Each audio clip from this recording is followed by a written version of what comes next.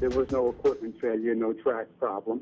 And this is now a very serious situation. The operator has rights, but there's all sorts of liability questions. We want to make sure that the MTA riders are safe, and this operator is not going to be operating a train anytime soon, that I can assure you.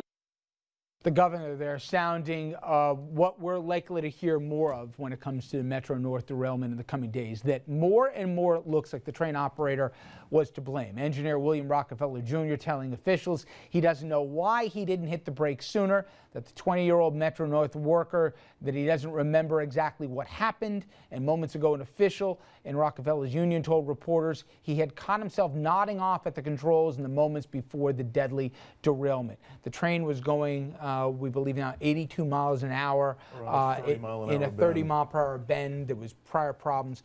Now, Congress mandated that in 2015, some of the stop controls that they have for some of it's going to be universal nationally here, that it's got to be adopted. But take this a step further. The automation and if you drive a school bus, if you're at a train, if you're driving a ferry, if you're driving whatever else, I think that it's not if but when there'll be controls that'll be remote to how fast you can and can't go. There'll be cameras that'll be monitoring you, that you'll have to do a breathalyzer test before you get in there to do all this.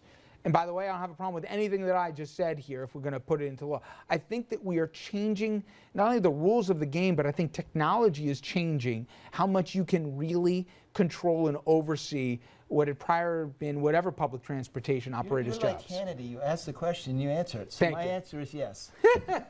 But extrapolate that a little further here. In terms of where we automate the stuff, do you see things much different the way it is today? You gave the perfect answer. You're going to see all of the above. I can't add to it. Mr. Libertarian, you have any problem with that?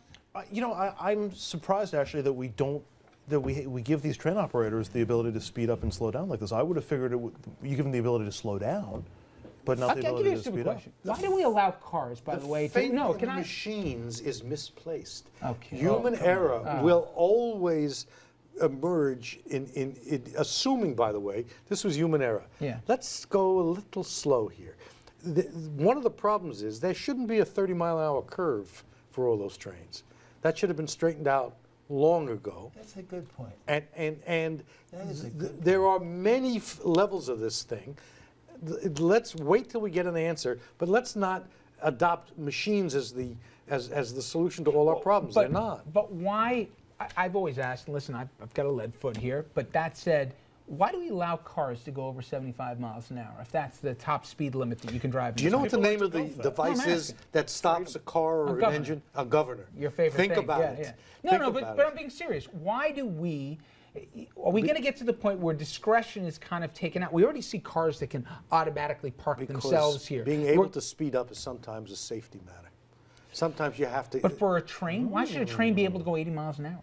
Hey, wait a second. We need trains that can go 200 miles an hour. We need faster trains. You know what they're designing right now? Electric trains that can go up to 600 that are not controlled by a human operator, that are being controlled and will be controlled remotely. He likes the drones from I'm telling you, that's Amazon. where we're going. He does. We are going there, though. There's an inevitability about this. Do we really debate it? It's when, not if, this will happen. And we should use it, but it is inexcusable that we haven't addressed a lot of infrastructure needs in this country. Very good.